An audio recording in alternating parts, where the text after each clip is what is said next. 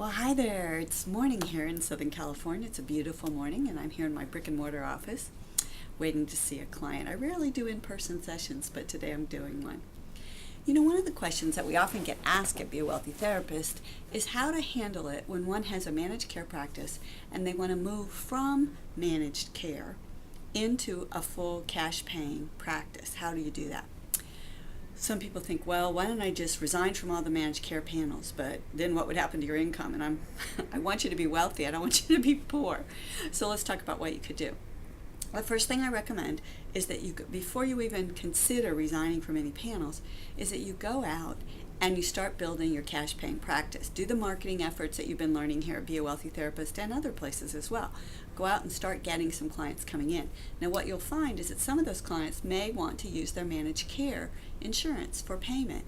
And that's fine in the beginning because what you're knowing is if your marketing is working. So if you go out and do a speaking engagement or if somebody finds you on one of the online locators, and they come in and they say they want to use their insurance, I know in your head you're saying, drat, I got this client. Probably by contract law you're required to take the insurance for payment, and so I recommend that you do that. We don't want you to violate the law or your contracts.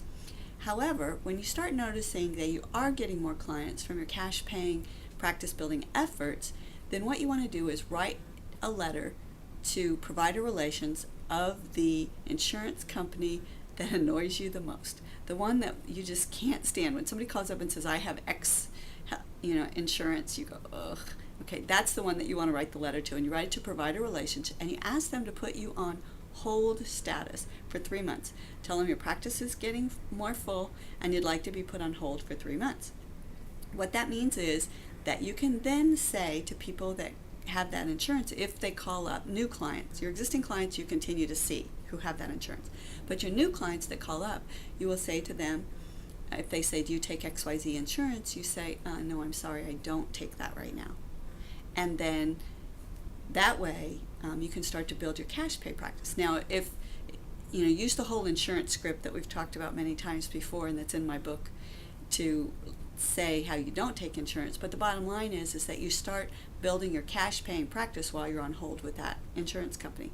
Now what happens after the 3 months? After the 3 months, it was a grand experiment. Either you're going to notice that you're starting to get more cash paying clients and that your marketing is paying off, or you're going to say it's not time yet.